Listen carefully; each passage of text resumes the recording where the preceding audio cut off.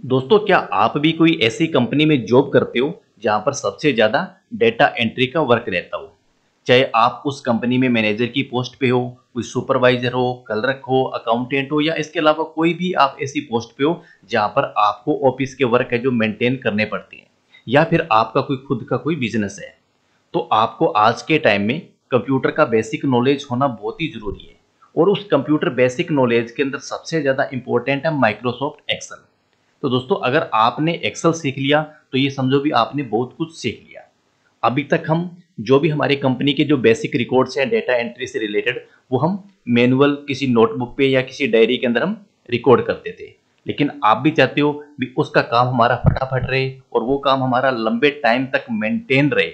हम किसी भी रिपोर्ट को तुरंत 1 सेकंड के अंदर उसका डेटा का एनालिसिस करें। तो आपको माइक्रोसॉफ्ट एक्सेल का बेसिक नॉलेज होना बहुत ही ज़रूरी है। लेकिन आज तक आपने माइक्रोसॉफ्ट एक्सेल का यूज़ नहीं किया। नाम आपने सुना है भी माइक्रोसॉफ्ट एक्सेल के अंदर हम डेटा एंट्री का काम कर सकते हैं, फॉर्मूले के द्वारा हम वर्क कर सकते हैं, यानी कि जो हमारा घंटों का काम है वो हम चुटकियों में भी कर सकते हैं। तो अगर आपने एक्सेल को बिल्कुल भी यूज़ नहीं किया आज तक, तो ये वीडियो आपके लिए स्पेशल है। क्योंकि इस वीडियो के अंदर हम बिल्कुल स्टार्टिंग से, यानी कि पहले दिन की क्लास से हम आपको बताएंगे कि माइक्रोसॉफ्ट एक्सेल के अंदर कुछ बेसिक बातें ऐसी होती है जो हमें पता होनी जरूरी है। तो दोस्तों, हम सबको पता है भी माइक्रोसॉफ्ट एक्सेल के अंदर हम फॉर्मूला का यूज करते हैं। लेकिन फॉर्मूला का हम सभी सही तरीके से इस्तेमाल हम तभी कर पाएंगे जब हमें माइक्रोसॉफ्ट एक्सेल की कुछ बेसिक सेटिंग अगर हमें पता होगी। तो अदरवाइज हम फॉर्मूला का भी यूज है जो कर नहीं पाएंगे। तो वीडियो को एंड तक जरूर देखना, क्योंकि आज की ये फर्स्ट डे क्लास है और इस वीडियो में हम कोई फॉर्मूला यूज नहीं करने वाले। केवल आपको बेसिक बातें समझाएंगे भी माइक्रोसॉफ्ट एक्सेल को ऑन करने के बाद में शुरुआत में आपको किन किन बातों का ध्यान में रखना जरूरी है। तो नमस्कार दोस्तों, मेरा नाम है मोहन सुथार और स्वागत आप सभी का एक बार फिर से आपके अपने इस यूट्यूब चैनल पे। तो वीडियो की शुरुआत करें उससे पहले आपसे एक छोटा सा निवेदन भी है, इस चैनल को सब्सक्राइब जरूर कर लें, क्योंकि इस चैनल पर आपको आगे भी इसी टाइप की नॉलेजेबल वीडियो लगातार मिलती रहेगी। और हम हर डे नेक्स्ट की जो हमारे पार्ट है, फर्स्ट डे सेकंड डे की कंटिन्यू क्लासें बेसिक से लेके एडवांस लेवल तक आपके सामने लेके आएंगे। और आज की वीडियो पसंद आई तो जरूर लाइक करना, ज़्यादा से ज़्यादा अपने फ्रेंड सर्किल में, फैमिली मेंबर के साथ शेयर जरूर करना। तो शुरुआत करते हैं आज की वीडियो की। तो दोस्तों, सबसे पहले हम बात करते हैं भी हम माइक्रोसॉफ्ट एक्सेल का कौन सा वर्जन यूज करें। तो हम जो बेसिक बातें करने वाले हैं ना, वो बेसिक बातें आपके साथ पास में माइक्रोसॉफ्ट एक्सेल का कोई भी वर्जन हो सकता है। 2010 हो सकता है, 16 हो सकता है, 21 हो सकता है, 365 हो सकता है, कोई दिक्कत नहीं है।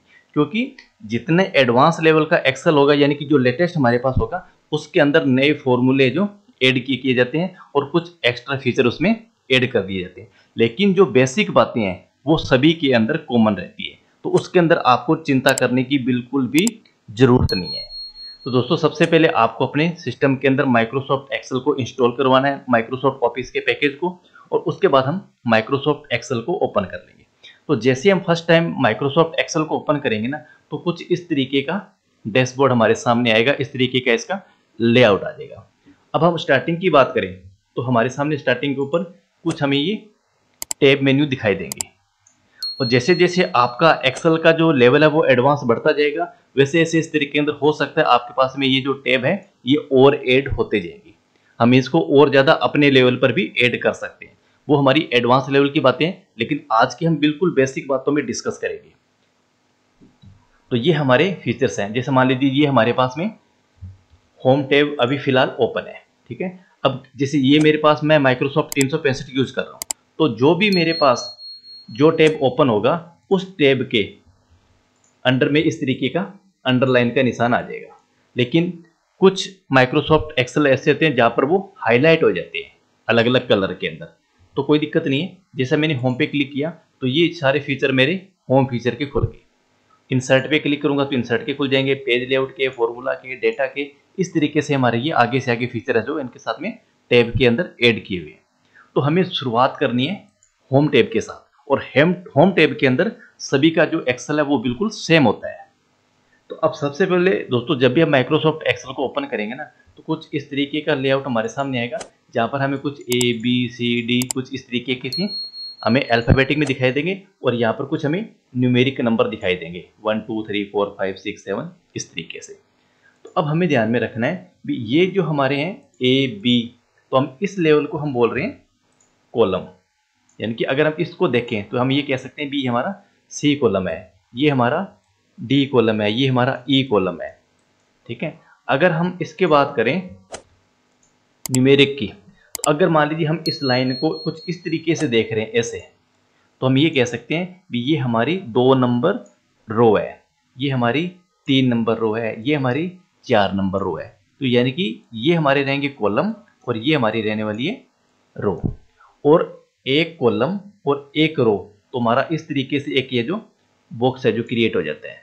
और इस बॉक्स के अंदर, इस बॉक्स को हम क्या बोलते हैं, सेल, जहां पर हम लिख सकते हैं कोई भी वैल्यू को, चाहे आप वहां पे कोई शब्द लिख सकते हो, कोई नंबर लिख सकते हो, कोई फॉर्मूला जो भी हम यूज करते हैं वो हमारा एड्रेस होता है। अब एड्रेस का मतलब क्या रहने वाला है, अब मान लीजिए आपका कर्सर है जो यहाँ पर है, यानी कि आपने इस सेल को सिलेक्ट किया हुआ है।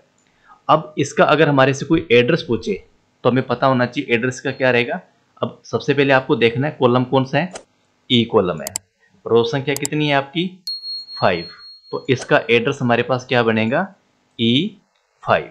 हम इसको 5E नहीं बोलेंगे, ठीक है ना, E5 इसको बोलेंगे। तो आप देख सकते हो आपका जो नाम है सेल का एड्रेस वो आपको यहाँ पर भी दिखाई देता है E5 के नाम से। जहां पर भी आपका कर्सर रहेगा नाम ऑटोमेटिक यहाँ पर चेंज हो जाएगा। तो आपको बेसिक पता होना चाहिए कि आपका सेल का एड्रेस अभी क्या चल रहा है। जैसे ये आ गया C और 4, यानी कि एड्रेस हमारा क्या रहने वाला है C4। 4C नहीं बोलेंगे, C4 बोलेंगे, यानी कि हम कॉलम का नाम पहले लिया जाएगा और रो संख्या का बाद में जोड़ा जाएगा। तो ये C4 आपका सेल का एड्रेस है। ठीक है। अब उसके बाद में हम माइक्रोसॉफ्ट एक्सेल के अंदर सबसे ज्यादा जो यूज करते हैं ना वो डेटा एंट्री का, टेबल वाइज अगर हमें कोई रिकॉर्ड मेंटेन करना हो तो उसके लिए हम यूज किया जाता है। तो अब आप देख रहे हो भी आपके सामने कुछ इस तरीके से ये बॉक्स ऑलरेडी आपके पास टेबल टाइप का आपको दिखाई दे रहा है, लेकिन ये खुद अपने आप में कोई टेबल नहीं है। ठीक है ना, ये हमारे पर पर्टिकुलर एक सीट है जो यहाँ पर लिखा हुआ आप देख सकते हो सीट 1। तो हम जैसे इस प्लस के बटन पे क्लिक करेंगे आपके सामने सीट और बनती जाएगी। जैसे माइक्रोसॉफ्ट वर्ड के अंदर हमारे पास पेज क्रिएट होते हैं उसी तरीके से माइक्रोसॉफ्ट एक्सेल के अंदर हमारी सीट क्रिएट होती है अलग से। हो सकता है जो एक्सेल आप यूज करते हो उसके अंदर सीट 1, सीट 2 या फिर सीट 3, 3 सीट बाय डिफॉल्ट है जो एक्सेल माइक्रोसॉफ्ट का 2010 वर्जन है उसके साथ आती है। तो आपके पास एक है, जैसे हम प्लस पे क्लिक करेंगे आप देखोगे सीट है जो 2 हो जाएगी, और उसके बाद जैसे हम एक बार और क्लिक करेंगे 3 हो जाएगी, क्लिक करते जाएंगे आगे से आगे सीट आपकी क्रिएट होती जाएगी। हम चलते हैं सीट 1 पे। अब उसके बाद में सबसे पहले हमें करना क्या होगा भी जो भी आपने रिकॉर्ड लिखना है, अब इसके अंदर हम कोई पैराग्राफ अगर टाइप करें तो उसका कोई तुक नहीं है, हम यहाँ पर केवल डेटा एंट्री का काम कर सकते हैं। अब डेटा एंट्री का काम अब डिपेंड करते हैं आपकी पोस्ट के ऊपर, आपको ऑफिस में किस टाइप का वर्क है जो दिया जाता है। फॉर एग्जाम्पल हम डेटा एंट्री को और ज़्यादा इजी समझने के लिए हम किसी स्कूल की एक मार्कशीट को तैयार करते हैं। तो दोस्तों मार्कशीट तैयार करने के लिए हम क्या करते हैं, मान लीजिए फॉर एग्जांपल हमने सबसे पहले स्टूडेंट का नाम लिख लिया। हमने सबसे पहले हम यहाँ क्या लिख रहे हैं, एक हेडिंग हम क्रिएट कर रहे हैं भी इस कॉलम के अंदर हमारे स्टूडेंट के नेम रहेंगे। उसके बाद हमने आगे मान लिया भी स्टूडेंट का रोल नंबर रहेगा। आगे फिर हमने इसकी क्लास लिख ली भी कौन सी क्लास का स्टूडेंट है, और उसके बाद मान लीजिए हमने इसके आगे सब्जेक्ट ऐड कर दिए। हमने यहाँ पे कर दिया हिंदी का, इंग्लिश का, मैथ का, एसएसटी का, साइंस का, और इस तरीके से हमने पंजाबी का। तो इस तरीके से ये हमारा एक तरीके का डेटा सीट तैयार हो रही है। ठीक है। अब मान लीजिए स्टूडेंट का नाम हमने यहाँ पे लिख दिया राम, रोल नंबर हमने 1 दे दिया, क्लास हमने 10th दे दी। ठीक है। अब उसके बाद में क्या रहेगा, अब इसके जो सब्जेक्ट है, मान लीजिए ये क्लास 10th का था और हमें यहाँ पर इसके जितने मार्क्स सब्जेक्ट वाइज इसने लिए हैं उसका हमें यहाँ पर टाइप करना है। मान लीजिए हिंदी के अंदर इसके 50 नंबर थे, इंग्लिश में 60 आए, यहाँ पे 65, 70, 75, और यहाँ पर हमने कह दिया 80। ठीक है। तो ये हमारा इस तरीके से एक टेबल तैयार हो रही है। लेकिन अब हमने इस टेबल को बिल्कुल नॉर्मल तरीके से लिखा, आप देख सकते हो आपका का नाम आपने कहीं लिखा हुआ है लेकिन उसका रिजल्ट आपको कहीं भी और दिखाई दे रहा है। हमें सबसे पहले तो इस चीज की जो बेसिक फॉर्मेटिंग है वो हमें करनी आनी चाहिए।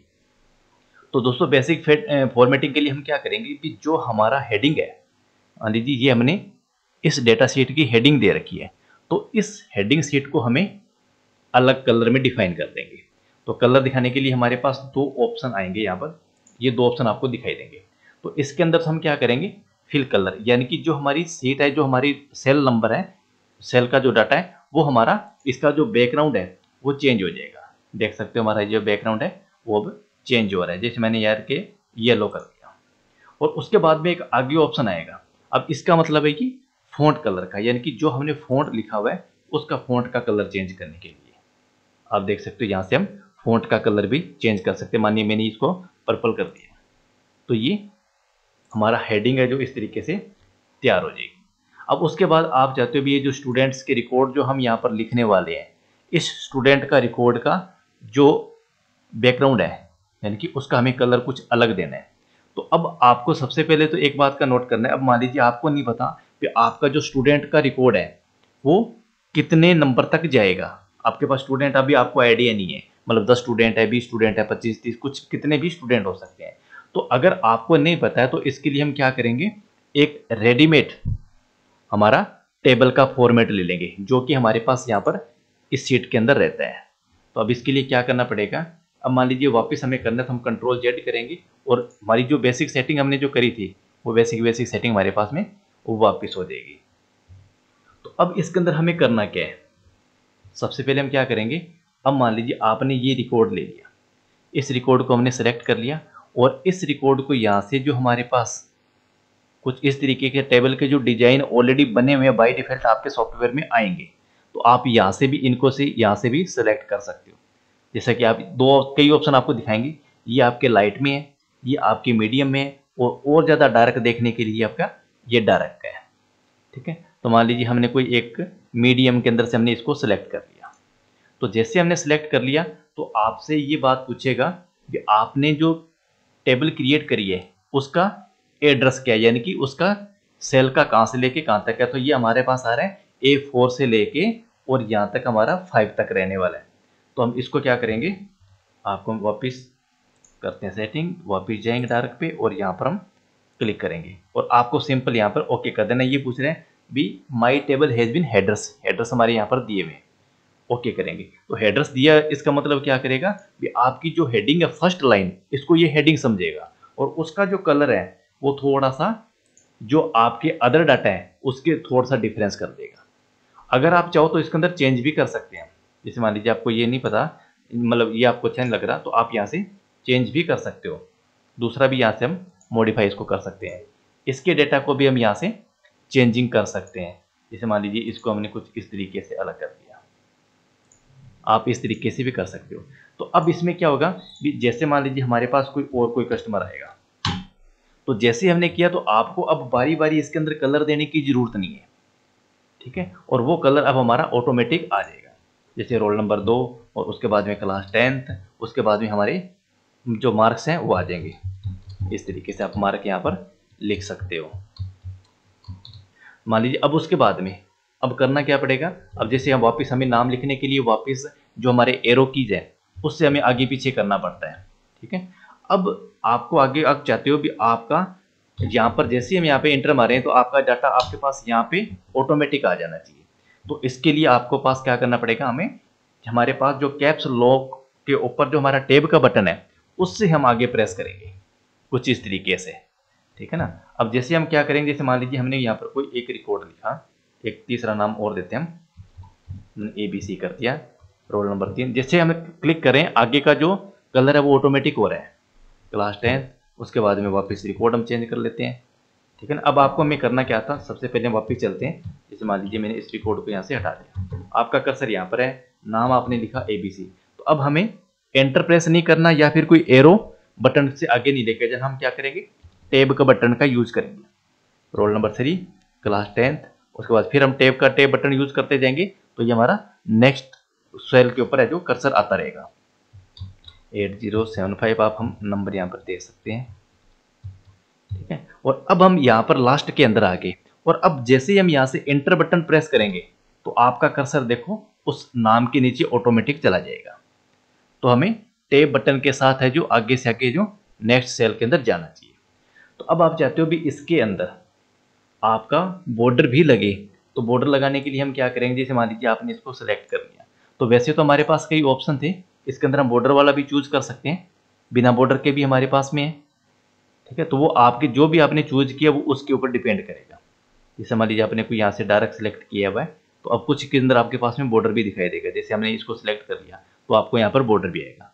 अगर आपको बॉर्डर यहाँ से लगाना है तो हमारे होम टैब के अंदर यहाँ से बॉर्डर भी हम यूज कर सकते हैं। तो इस तरीके से आपका बॉर्डर लग जाएगा। अब हम देख सकते हैं भी ये जो हमें दिखाई दे रहा है ये बॉर्डर नहीं है, बॉर्डर अब हमने इसके अंदर यूज किया हुआ है। और उसके बाद में अब कई बार दिक्कत हमारे पास ये आती है, मान लीजिए हमारे पास ये क्लास है, हमने क्लास का जो नाम है वो केवल इतनी दूर के अंदर ही आ रहा है और इसका डेटा हमारे पास बिल्कुल छोटा सा है, लेकिन इसकी जो सी कॉलम की जो विड्थ है वो काफ़ी ज़्यादा है। हम चाहते हैं भी इस कॉलम को और ज़्यादा थोड़ा सा इसका स्पेस कम किया जाए। तो अब आपके साथ दो ऑप्शन है भी। दूसरा पहला ऑप्शन तो ये है भी आपको सी और डी के बीच में जाओगे तो आपका कुछ इस तरीके से निशान बन जाएगा और उसको हम यहाँ से मैनुअल पकड़ के और इधर से ड्रैग कर सकते हैं। इसको भी हम यहाँ से ड्रैग कर सकते हैं। अगर आपको विड्थ बढ़ानी हो तो हम बढ़ा भी सकते हैं और यहाँ से अगर हमें घटानी हो तो यहाँ से हम इसको कम भी कर सकते हैं। और दूसरा तरीका, अब मान लीजिए आपका मतलब डाटा कुछ इस तरीके से है और आप चाहते हो भी ये जो मतलब कॉलम है, इस कॉलम को जितने भी नंबर की जरूरत है, मतलब जितने स्पेस की जरूरत है उतना ही कॉलम ये विड्थ में रहे और बाकी एक्स्ट्रा स्पेस है जो खत्म हो जाना चाहिए। तो इसके लिए हमें क्या करना पड़ेगा, जैसे हम ई और अप के बीच में क्लिक करेंगे तो कुछ इस तरीके से निशान बनेगा। यहाँ पर आपको डबल क्लिक करना है। जैसे हम यहाँ पर डबल क्लिक करेंगे तो जिस कॉलम को जितने स्पेस की जरूरत है उतना रह जाएगा, बाकी ऑटोमेटिक डाटा जो सेट हो जाएगा आपका। अगर किसी कॉलम को ज़्यादा की जरूरत है तो वो ज़्यादा भी हो जाएगा, अगर किसी को कम की जरूरत है तो वो रिकॉर्ड आपका कम भी हो जाएगा। और आप यहाँ से मैनुअल भी चेंज कर सकते हो इसको ड्रैग करके। अब ड्रैग करने से आपको हो सकता है कोई डाटा हाइड भी हो सकता है, कुछ एक्स्ट्रा स्पेस भी रह सकता है। तो बेटर ऑप्शन यही है, यहाँ पर जाके हम डबल क्लिक करेंगे तो ये जितने की आपकी जरूरत है उतना ही आपका ही रिकॉर्ड रह जाएगा। और उसके बाद में हमने यहाँ से इसके अंदर जो हमारा बॉर्डर था हमने बॉर्डर भी यूज कर लिया है। तो आप इस तरीके से इसके अंदर कलर वगैरह की कुछ चेंजिंग करनी है तो कलर वगैरह चेंज कर सकते हैं। अगर आपको कोई फ़ॉन्ट का स्टाइल चेंज करना है तो यहाँ से हम इसका फ़ॉन्ट का स्टाइल भी चेंज कर सकते हैं। ठीक है, यहाँ से हम फ़ॉन्ट का साइज बढ़ा सकते हैं। बाय डिफ़ॉल्ट ये हमारे पास 11 रहेगा। उसके बाद मान लीजिए हमने 14 कर दिया और जैसे हमने 14 किया तो आप देख सकते हो कुछ नाम ऐसे हैं जो हाइड हो गए हैं। तो आप चाहते हो बड़ा करना है, डबल क्लिक कर दो। ठीक है, आप इनको सभी को वन टाइम सेलेक्ट करके भी हम वो एक साथ भी कर सकते हैं। मान लीजिए जैसा कि आपने सभी को एक साथ सेलेक्ट कर दिया और उसके बाद आप यहाँ पर डबल क्लिक करोगे तो सभी के सारे कॉलम एक साथ ही आपके एडजस्ट हो जाएंगे। और उसके बाद के अंदर ऑप्शन आएगा कि अगर आप चाहते हो भी ये जो स्टूडेंट्स के नाम, रोल नंबर, क्लास या जो मार्क्स हैं ये हमारे इस कॉलम के बिल्कुल सेंटर में आने चाहिए, कुछ इस तरीके से। अभी ये हमारे कुछ एक साइड के अंदर चल रहे हैं तो हम चाहते हैं भी सभी सेंटर में आए, नाम भी सेंटर में आए। तो हम क्या करेंगे, जितने भी हमारे पास हमने जो रिकॉर्ड टाइप किए हैं उन सभी को सेलेक्ट कर लेंगे और सेलेक्ट करने के बाद में हमारे पास इस अलाइनमेंट के अंदर ऑप्शन आएगा, एक रहेगा लेफ्ट और इसके बाद आ जाएगा सेंटर का। तो हम क्या करेंगे, सेंटर पे क्लिक करेंगे। तो जैसे हम सेंटर पे क्लिक करेंगे तो आप देखोगे आपके जो भी रिकॉर्ड थे वो बिल्कुल इस कॉलम के सेंटर में आ चुके हैं। ठीक है, अगर हम यहाँ से करेंगे राइट पे तो आपका सारा डाटा राइट पे हो जाएगा, लेफ्ट पे आप करना चाहते हो तो सारा डाटा आपका लेफ्ट में हो जाएगा। और यहाँ पर अगर सेंटर में क्लिक करोगे तो बिल्कुल कॉलम के जो सेंटर के अंदर हो जाएगा। अब उसके बाद में ये आपका रहेगा डिक्रीज इंडेक्ट और इंक्रीज इंडेक्ट। इसके बारे में भी हम डिस्कस करेंगे, लेकिन उससे पहले कुछ बेसिक बातें और हम इसके अंदर सीख लेते हैं। तो ये तो था हमारा ऐसे कॉलम को एडजस्टमेंट करने का। तो हम इसी तरीके से रोज को भी हम एडजस्टमेंट कर सकते हैं इस तरीके से। अगर आपको डेटा थोड़ा सा बड़ा चाहिए तो अब हमारे पास दो ऑप्शन है। अगर आप यहाँ पे डबल क्लिक करोगे तो जिस रो को जितनी ज़रूरत है उतना स्पेस ऑटोमेटिक सेट हो जाएगा। जैसे क्लिक करेंगे यानी कि एक्स्ट्रा जितना भी स्पेस है कॉलम का या फिर रो का, तो डबल क्लिक करते ही उसका ऑटोमेटिक स्पेस है जो विड्थ है उसकी सेटिंग हो जाएगी। अब हम बात करते हैं नेक्स्ट पॉइंट पे। और उसके बाद में हमारे पास एक ऑप्शन और भी आएगा यहाँ पर जो हमारा इंक्रीज फॉन्ट साइज। और एक रहेगा हमारे पास में डिक्रीज फॉन्ट साइज। जैसा कि हमने यहाँ से फॉन्ट का साइज चेंज किया था, मान लीजिए हमने इस सेल को सिलेक्ट किया हुआ है, केवल इसी का ही हमें संख्या बड़ी करनी है, तो केवल इसी का ही संख्या बड़ी होगी, यानी कि इसका जो फॉन्ट का साइज है वो बड़ा होगा। अगर यहाँ पे हम स्टेप बाय स्टेप क्लिक करेंगे तो यहाँ से हम स्टेप बाय स्टेप भी बढ़ा सकते हैं, और अगर हम डिक्रीज पे क्लिक करेंगे तो ये डिक्रीज हमारा उसी क्रम के अंदर वापस से जो करता जाएगा। और आपको साथ के साथ यहाँ भी पता चलेगा भी अभी फिलहाल आपके फॉन्ट का साइज क्या हो चुका है, यानी कि 11 पे आ चुका है। और अगर हमें इसकी विड्थ वापस चेंज करनी हो, सेलेक्ट करेंगे, डबल क्लिक करेंगे। ये आपको मैं केवल बेसिक बातें ही बता रहा हूँ, हम इसको एडवांस लेवल तरीके से फॉर्मूले के तरीके से भी हम इसको सेट कर सकते हैं। लेकिन हम जब इसकी एडवांस की बारी आएगी, एडवांस क्लासें हमारी रहेंगी, उसके अंदर हम ये सारी बातें डिस्कस करने वाले हैं। तो ये हमारी बेसिक सेटिंग है कॉलम को और रो को सेट करने के लिए, कोई भी टेबल या कोई डेटा को रिकॉर्ड को मेंटेन करने के लिए, उस तरीके से हम यहाँ से इसको सेटिंग कर सकते हैं। अगर आपने कोई भी रिकॉर्ड कॉपी करना हो तो हम सबसे पहले इसको रिकॉर्ड को कॉपी करेंगे, या फिर कई बार दिक्कत हमारे सामने ये आ जाती है कि कोई डाटा को हमें मॉडिफाई करना हो। जैसे मान लीजिए हमने राम शब्द का नाम चेंज करना है, तो हम क्या करते हैं, बैक स्पेस दबाते हैं, तो उससे क्या होता है, भी जो राम का नाम है वो पूरा का पूरा ही डिलीट हो जाता है। लेकिन हमें केवल राम सिंह आगे लगाना है, राम हमारा लिखा हुआ है।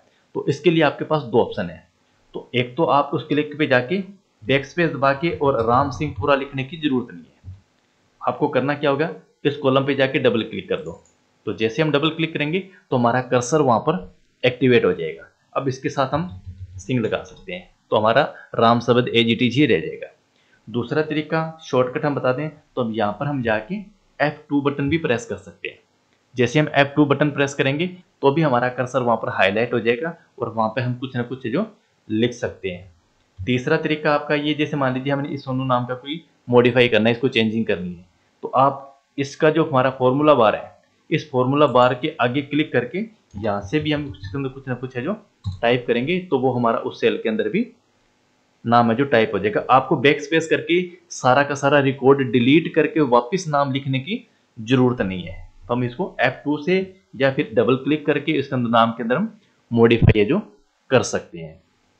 तो दोस्तों ये थी आज की इस वीडियो की कुछ बेसिक बातें, और नेक्स्ट जो हमारी क्लास रहेगी उसके अंदर हम डिस्कस करेंगे भी अलाइनमेंट का और नंबरिंग का, स्टाइल का, सेल का और एडिटिंग का, इसका हम यूज है जो किस प्रकार से करेंगे। तो आपको बेसिक नॉलेज अगर हमें पता होगा, डेटा की फॉर्मेटिंग अगर हमें पता होगी, तो हम आगे आने वाले जो भी हमारे फीचर्स रहेंगे उनको हम अच्छी तरीके से जरूर समझ पाएंगे। तो आई होप दोस्तों आज की इस वीडियो से जरूर आपको कुछ सीखने को मिला। वीडियो अगर आपको पसंद आई है तो जरूर लाइक करना, ज़्यादा से ज़्यादा वीडियो को शेयर जरूर करना, और चैनल को अभी तक सब्सक्राइब नहीं किया तो प्लीज़ वो भी आप जरूर कर लेना।